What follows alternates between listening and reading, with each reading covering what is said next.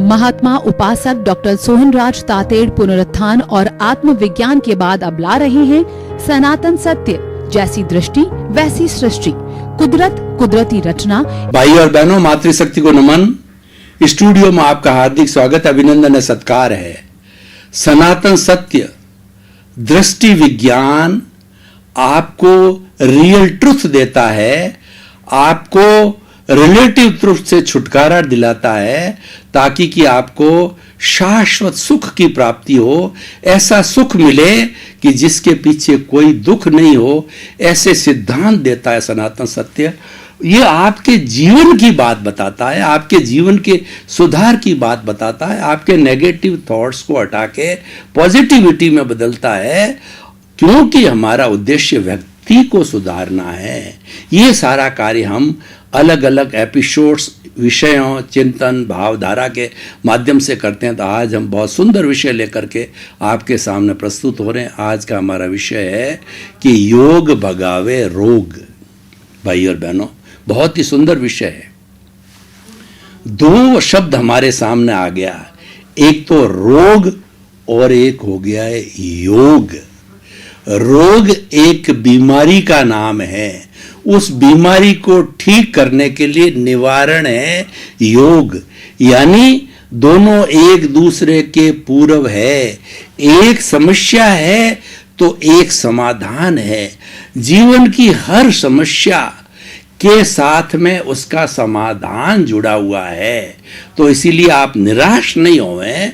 कभी भी आपको रोग हो जावे तो आप योग का सहारा लेवें, आपका 100% रोग जड़ से मिट जाएगा। तो मैं समस्या और समाधान दोनों को मिला के बात करूंगा, होलिस्टिक बात करूंगा। और हमारे जीवन के अंदर अगर हम किसी समस्या की बात तो कर लेते हैं, हम जो है वो अपने अधिकार की तो बात कर लेते हैं, लेकिन उत्तरदायित्व तो नहीं लेते, तो जीवन अधूरा है। वह कभी भी आपको हक मिल नहीं सकता बिना उत्तरदायित्व लिए, और बिना योग किए आपका रोग को भगाया नहीं जा सकता। इसीलिए आज का बहुत सुंदर टॉपिक है कि योग भगावे रोग। में आपको सिद्ध करके स्नेह स्नेह सब बता दूंगा। सबसे पहले रोग को देखते हैं, समस्या को देखते हैं। रोग का अर्थ होता है बीमार होना, अव्यवस्था होना, असंतुलन होना, अनुशासनहीनता होना, सिस्टम बिगड़ जाना, इससे रोग होता है। तो रोग जो है, हम अपने जीवन की बात करें तो रोग कई तरह के होते हैं। शारीरिक रोग होते हैं, मानसिक रोग होते हैं, भावनात्मक रोग होते हैं, आध्यात्मिक रोग होते हैं, और उसके साथ में सामाजिक रोग होते हैं। सभी तरह के रोग होते हैं। 5 तरह के स्वास्थ्य है। तो ये 5 तरह के स्वास्थ्य जो है, जब अस्वास्थ्य में बदलता है, जब सामंजस्य बिगड़ जाता है, संतुलन बिगड़ जाता है, तब जो है वह बीमार हो जाता है व्यक्ति, शारीरिक और मानसिक रूप से। ज़्यादातर बीमारी जो हमारे संपर्क में रहती है वो शारीरिक और मानसिक बीमारी से हम ज़्यादा अवगत हैं। तो इसीलिए उन बीमारियों कहते हैं कि जो है वो जो सोमेस्टिक, साइकोसोमेस्टिक डिजीजेज, साइकोसोमेस्टिक डिजीजेज, मन और शरीर से जुड़ी हुई बीमारियां साइकोसोमेस्टिक डिजीज कहा जाता है। क्योंकि बिना मन के जुड़े हुए शरीर अस्वस्थ नहीं होता है। शरीर और मन का जोड़ा है।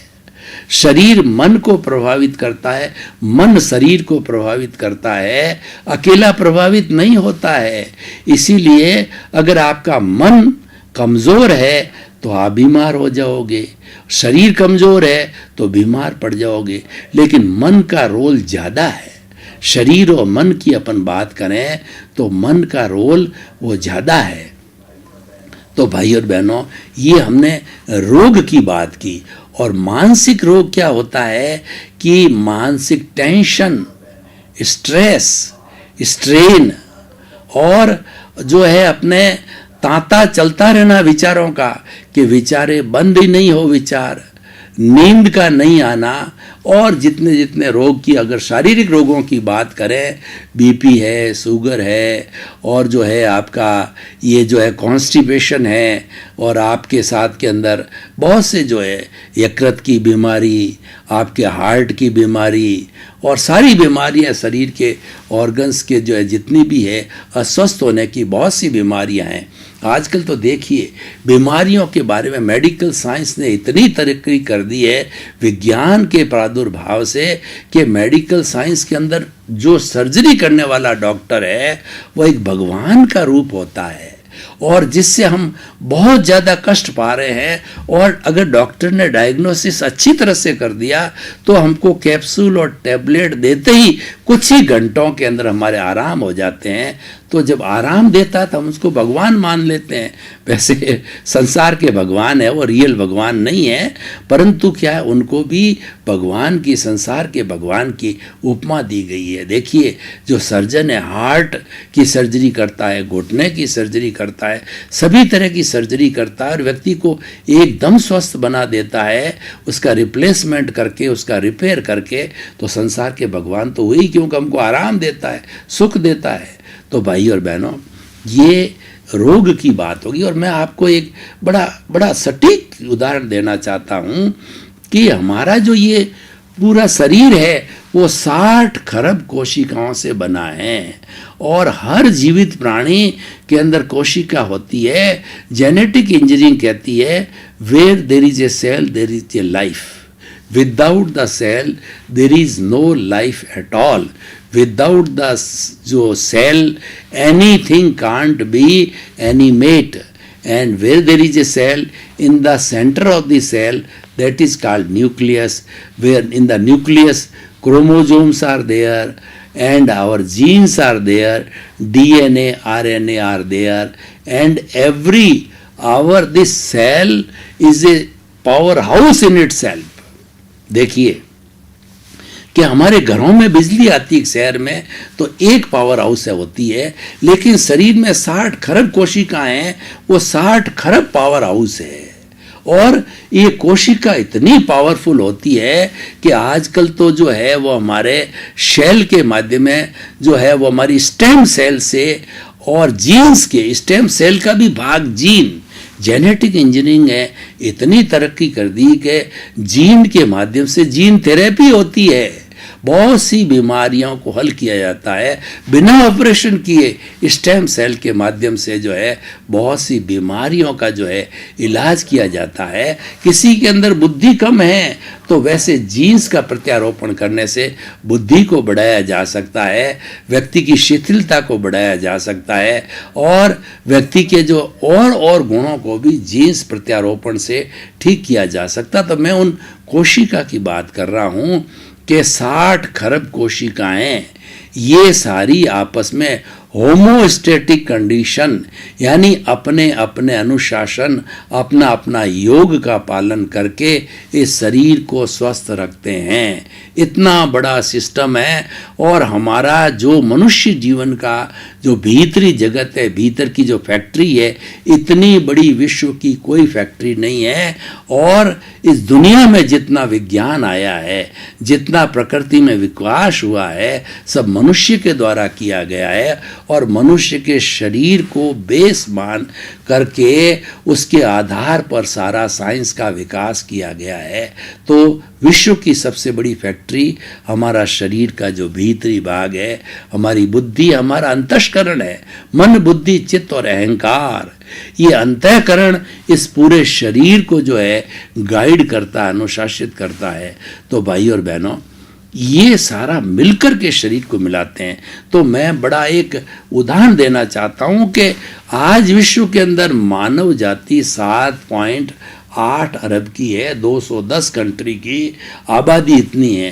तो जो 60 खरब की तुलना में बहुत छोटा फिगर है, जब एक शरीर को 60 खरब कोशिकाएं आपस के अंदर शांतिपूर्ण सहस्थिति से अपना अपना काम करके शरीर को स्वस्थ रखती है, तो क्या 7.8 अरब की जनसंख्या इस विश्व में शांतिपूर्ण सहस्तित्व से नहीं रह सकती, बाई बाई से नहीं रह सकती? तो हमारे ऋषि मुनियों ने हजारों हजारों साल पहले वसुधैव कुटुंबकम की अवधारणा दी थी, और उस वसुधैव दी नहीं थी, वसुधैव कुटुंबकम के रूप में सारी दुनिया जीवन यापन करती थी। वो मानते थे कि हम तो एक वसुधा, हमारी माँ सबकी, प्राणी मात्र की, मनुष्य मात्र की माँ है, वसुधा पृथ्वी है, प्रकृति है, और वासुदेव ईश्वर वो हमारे पिता है, हमारे भगवान है। यानी हम एक ही माता पिता की संतान होने कारण भाई भाई है, उससे भाईचारा बना,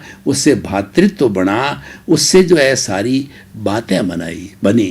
देखिए, भाई भाई की बात आती है तो राम लक्ष्मण को हम भूल नहीं सकते। वो विश्व का एक आइडियल जो है भाई का जोड़ा है। और दूसरा, पति पत्नी की बात करें, शिव पार्वती और राधा कृष्ण, और उसके साथ साथ के अंदर राम सीता का उदाहरण आता है। तो भाई और बहनों, इस तरीके से ये सारा होता है, रोग का निवारण होता है। अब हम जो है शारीरिक रोगों की बात करें कि योग किस तरीके से शारीरिक रोग के अंदर रोग को भगाता है, तो हमारे अष्टांग योग को लेवें तो अष्टांग योग के अंदर यम और नियम एक एक की जो है हम सामाजिक उपयोगिता बताते हैं। तो यम हमारे जीवन का आदर्श है। अहिंसा, सत्य, अचौर्य, ब्रह्मचर्य और अपरिग्रह है, ये जीवन का आदर्श है। और इस जीवन के आदर्श पे जो है व्यक्ति परमात्मा बन सकता है। अगर इनका पूरा पालन करता है तो वह व्यक्ति जो है जीवात्मा से अंतरात्मा बनता है, अंतरात्मा से परमात्मा बनता है। इसीलिए हमारे यहाँ पर ऋषि मुनि या साधु संत परंपरा है, वो परंपरा इन 5 महाव्रतों के आधार पे है। और इन 5 महाव्रतों को जो भारत में आज हम विश्वविद्यालयों में 55 तरह के धर्म दर्शन पढ़ाते हैं, सबने एक मत होकर के साधु जीवन के लिए 5 महाव्रत को स्वीकार किया है, और श्रावकग्रस्त जीवन जीने के लिए 5 सेम अनुव्रत बताए हैं, जिसके अंदर उनको कुछ छूट मिली हुई है। यम हमारे, अब आपको यम का संबंध रोग से कैसे है? देखिए कि हमारे जीवन के अंदर बहुत से रोग है, हिंसा से पैदा होते हैं, झूठ से पैदा होते हैं, और चोरी से पैदा होते हैं, अधिक संग्रह करने से पैदा होते हैं, और दुराचार, रेप वगैरह या स्वदार संतोष नहीं करने से, दूसरी बहन बेटी पे कुदृष्टि रखने से सारे रोग पैदा होते हैं। दुनिया के सारे रोग है, इन सब का पालन न करने से, चाहे आंशिक रूप से पालन करो, चाहे पूर्ण रूप से पालन करो, अगर पालन कर लिया जाता है तो नकारात्मक भाव आने की जगह ही नहीं है। ये सारी दुनिया में आज आपाधापी, हिंसा, आतंकवाद, भ्रष्टाचार, रेप, दुराचार, आग्रह, कदाग्रह और जो है वो अभिग्रह, ये जितने भी चीज़ें बनी हुई है, ये सब क्यों हो रही है कि हम योग का पालन नहीं करते। योग का एक अंग यम है, उसका भी योग के 8 अंग आप पालन करो पूरा, तब तो परमात्मा बन जाओगे। 1-2 अब यहाँ पे मुक्ति खुली नहीं है भरत क्षेत्र में। महावीर के समय में तो कोई अष्टांग योग का पालन कर लेता साधु, तो भगवान के दर्शन से सम्यक दर्शन, सम्यक जो है वो सम्यक्त्व की प्राप्ति करके उसी भव में मुक्ति को जा सकता है। लेकिन भरत क्षेत्र जिसमें हम रह रहे हैं, तो वहाँ पे अभी मुक्ति में सीधा नहीं जा सकता। उसको महाविद्य क्षेत्र के अंदर चौथा आरा हमेशा चलता है। कम से कम 9 और अधिक से अधिक 170 जो तीर्थंकर विराजमान होते हैं, तो 5 महाविद्य क्षेत्र के अंदर विराजमान होते हैं। और मुक्ति जहाँ पर तीर्थंकर विराजमान होते हैं उनकी प्रेजेंस से ही मुक्ति होती, क्योंकि वहाँ वातावरण वैसा होता है, उनका अतिशय वैसा होता है, वहाँ मुक्ति खुली। अगर आप अष्टांग योग का बड़े नियमित रूप से, अनुशासन रूप से और श्रद्धा के साथ में पालन करो, संपूर्ण रूप से पालन करो, तो मुक्ति को भी आप महाविद्या क्षेत्र में जा कर के और आप मुक्ति को भी प्राप्त कर सकते हो। तो देखिए, हमने ये किया, ये यम की बात आ गई। नियम क्या होता है कि हमारा जो है शुद्धिकरण के अंदर हमारा सोच, संतोष, त्याग और स्वाध्याय और ईश्वर प्राणिधान, मैं उसकी डिटेल में अभी नहीं जाना चाहता हूँ, बता चुका हूँ आपको। तो इन सब यम और नियम का पालन करने से नकारात्मक सोच की शुद्धि होती है। हमारा ये भौतिक शरीर कंचन के जैसा बन जाता है। जिस तरीके से सोने को जो तपाया जाता है तो कुंदन बन जाता है, जो ये तपाने का काम है, ये जो ताप देने का काम है, ये योग करता है। योग का काम है कि हमारे सूक्ष्म शरीर, कार्बन शरीर, लिंग शरीर, और उसको जो ताप देना, योग के विभिन्न घटकों से हम उसको ताप देते हैं। तो ताप देने से क्या होता है कि कार्बन शरीर के जितने भी कर्म पौद्गलिक जो चतुस्पर्शी होते हैं वो हिलने लग जाते हैं, उसमें टर्बुलेंस होता है, वो शिथिल हो जाते हैं। कैसे शिथिल होते हैं कि पेड़ के ऊपर जब हरा पत्ता धीरे धीरे पतझड़ आता है, पीला पड़ने लग जाता है। और आपने देखा होगा कि सब पेड़ों पर पतझड़ के ऋतु में पीले पड़ करके पत्ते सब नीचे गिर जाते हैं। ठीक उसी तरह से वह कर्मों की निर्जरा हो जाती है। Dissociation of the karma from the causal body, from the karmic body is called the nirjara. भगवान ने दो जो धर्म बताए हैं जो कि योग के द्वारा जो है वो हम प्राप्त कर सकते हैं, वो एक तो है हमारा निर्जरा और एक है हमारा संवर। संवर का मतलब जितनी पापकारी प्रवृत्तियों के आने का द्वार है, मिथ्यात्व, अविरति, प्रमाद, कषाय और योग, उसके अंदर जो हमें कोई टंकी होती है पानी की, उसके अंदर पानी जो भीतर आता है गंदला भी आ सकता है, शुद्ध पानी भी आ सकता है। यानी उस पानी के आने के द्वार को जब हम बंद कर देते हैं, उसी तरह से कर्मों के आने के द्वार को बंद करना, आश्रव को बंद करना संवर कहलाता। हर संवर के साथ में निर्जरा अवश्य होती ही है। निर्जरा अलग से भी होती है, लेकिन संवर के साथ में तो बाई प्रोडक्ट के रूप में मिलती है। संवर हमारी साधना है, निर्जरा उसकी निष्पत्ति है। और आंशिक निर्जरा होते होते आत्मा हल्की होती है। जब संपूर्ण निर्जरा हो जाती है तो आत्मा बिल्कुल 24 कैरेट का सोना हो जाती है और फिर वह सिद्ध बुद्ध मुक्त बन जाती है। तो भाइयों और बहनों, हमारा विषय है कि योग भगावे रोग। अब आप देखिए, कोई व्यक्ति के नकारात्मक भाव है। नकारात्मक भाव 18 तरह के गिने हुए हमारी भारतीय संस्कृति के अंदर। मिथ्यात्व 18 कौन कौन से होते हैं? प्राणातिपाप, मृषावाद, अदत्तादान, मैथुन, परिग्रह, क्रोध, मान, माया, लोभ, राग, द्वेष, कलह, अव्याख्यान, पैशून्य, पर परिवाद, रति अर्ति, माया मरसा, मिथ्या दर्शन, शल्य भाव। ये 18 जो है नकारात्मक भाव है। 18 भाव जो है हमको डुबाने वाले हैं। पापकारी प्रवृत्तियों के ये भाव है। उन सब पे नियंत्रण करने के लिए, उन सब को जीतने के लिए योग एक बहुत बड़ा सहारा है। इसीलिए कहावत बनी है कि योग भगावे रोग। खाली रोग जो हम ज़्यादा परिचित हैं वो शारीरिक रोग से ही परिचित है। शारीरिक रोग की भी बात करें तो देखिए कि दवाई लेने के साथ साथ में हमारे शरीर के जितने भी सिस्टम हैं, ब्लड सर्कुलेशन है और आपका जो मसल्स का सिस्टम है, उत्सर्जन तंत्र है, श्वसन तंत्र है और भी जितने सारे तंत्र है, उन सब तंत्रों को हम योग के माध्यम से जो है वो अच्छा बना सकते हैं। जैसे आसन है, तो हर जो है हमारे शरीर के सिस्टम के लिए आसन बने हुए हैं। आसन का अर्थ होता है कि सुखपूर्वक बैठने का जो पोस्चर, और हमारे जितने भी बर्ड्स हैं, ये जितने भी पक्षी हैं, तो पक्षी जिस जो है हालत के अंदर बैठते हैं उनको आसन बोला जाता है। और उन आसनों के अंदर बैठना होता सुखकारी होता है। तो व्यक्ति जब वो आसन खुद करने लग जाता है, पद्मासन है, शवासन है, और जो आपके ताड़ासन है, मत्स्यासन है, अर्धमत्स्यासन है, सर्पासन है, मयूरासन है, भुजंगासन है, तो इस तरीके से बहुत से आसन हैं।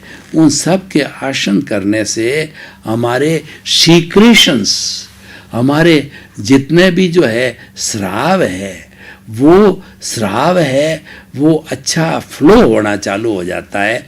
और एक सबसे बड़ी बात है कि शरीर स्वस्थ कब रहता है, जब हमारे मसल्स में डक्टिलिटी होती है, लचक होती है, लचीलापन होता है। और क्योंकि सारा ये जो हड्डियां हैं, हड्डियों के साथ में मसल्स, जैसे ये हमारा हाथ घूम रहा है ऐसे, तो ये मसल्स के माध्यम से घूम रहा है। सिर घूमता है, मसल से घूमता है, ऊंचा होता है, नीचा होता है, शरीर, घुटने, पाँव सभी मसल से चलते हैं। और हम घुटने टेक करके बैठते हैं वज्रासन के अंदर, वो भी मसल्स के माध्यम से होता है। तो भाई और बहनों, उस मसल्स को जो है हम ठीक तभी कर सकते हैं जब अलग अलग आसन करें। वज्रासन भोजन के बाद भी किया जा सकता है।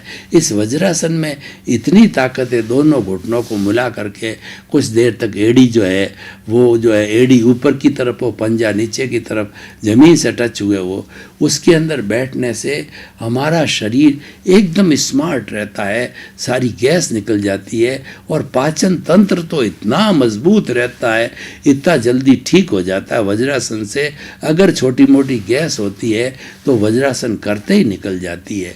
तो भाई और बहनों, इस तरीके से हमारे शरीर के हर रोग के अंदर जो है हमारी आसन काम करते हैं।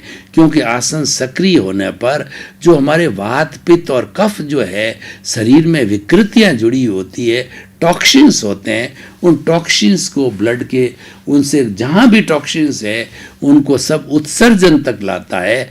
और उत्सर्जन के अंदर के हमारा मल है, मूत्र है, कफ है, पसीना है, इन सब के माध्यम से जो है वो हमारे जो टॉक्सिन्स निकल जाते हैं।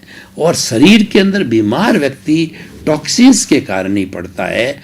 और योग यानी योग का भाग आसन है, टॉक्सिन्स को बाहर निकाल देता है और हमारा शरीर स्वस्थ हो जाता है। इसीलिए इस पूरे स्वास्थ्य की दृष्टि से बात करें, किसी भी एंगल से बात करो, और क्योंकि जीवन के बहुत से रोग होते हैं, क्रोध भी एक रोग है। जब व्यक्ति को क्रोध आ जाता है, वो चेहरा तमतमाने लग जाता है और वह व्यक्ति अनर्गल बोलने लग जाता है, गालियां देने लग जाता है, जिससे जो उसका भला करने वाला है या जो है जो कुछ भी जिसका उससे अच्छा संबंध है और जिसने उस पर उपकार किया, उस पर भी क्रोध करने लग जाता है। तो क्रोध एक बहुत बड़ी बीमारी है, क्रोध एक अग्नि है, क्रोध आने से चंडाल हो सकता है। उसका तो योग के अंदर सटीक इलाज है। वो भावनात्मक विकास करने के लिए सबसे बड़ा ये है कि जिसको ज़्यादा जो है क्रोध आता है, उस व्यक्ति को जो है जो श्वास परीक्षा का योग करना चाहिए। कैसे करना चाहिए कि नॉर्मल एक व्यक्ति शांतिपूर्ण अवस्था के अंदर टेंशन फ्री बैठा है, तो उस स्थिति के अंदर घड़ी लेकर के आप बैठ जाइए। वो व्यक्ति 1 मिनट के अंदर 16 सांस लेता है कि जो है श्वास आया और श्वास गया, ये दोनों स्ट्रोक मिला करके एक्सेल इनहेल एक श्वास बनता है, 16 सांस लेता है। तो योग के अभ्यास करने से जब श्वास भीतर लें तो पेट जो है सिकुड़ना चाहिए, बाहर निकालें तो हमारा पेट जो है वो फूलना चाहिए। इससे हम श्वास को लंबा करें। इसका हम अभ्यास करें। कोई ज़्यादा जोर नहीं लगाना है। 5% करिए पहले दिन, दूसरे दिन फिर 10% करिए। मतलब श्वास को लंबा लेने की विधि सीख जाइए। जब विधि सीखते सीखते वो सांस अपने आप फिक्स हो जाएगा। यानी वो 16 से सांस की संख्या घटा करके 14, 12, 10, 8 तक आ जाता है।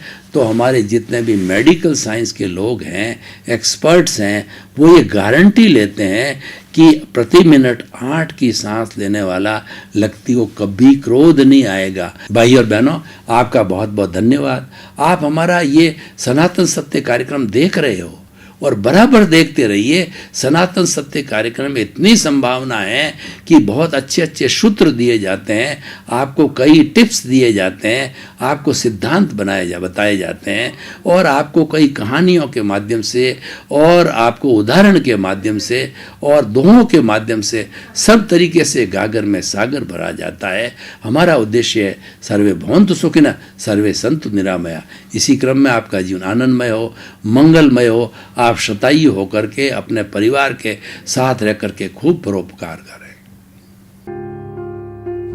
महात्मा उपासक डॉक्टर सोहनराज तातेड़ पुनरुत्थान और आत्मविज्ञान के बाद अब ला रहे हैं सनातन सत्य, जैसी दृष्टि वैसी सृष्टि, कुदरत कुदरती रचना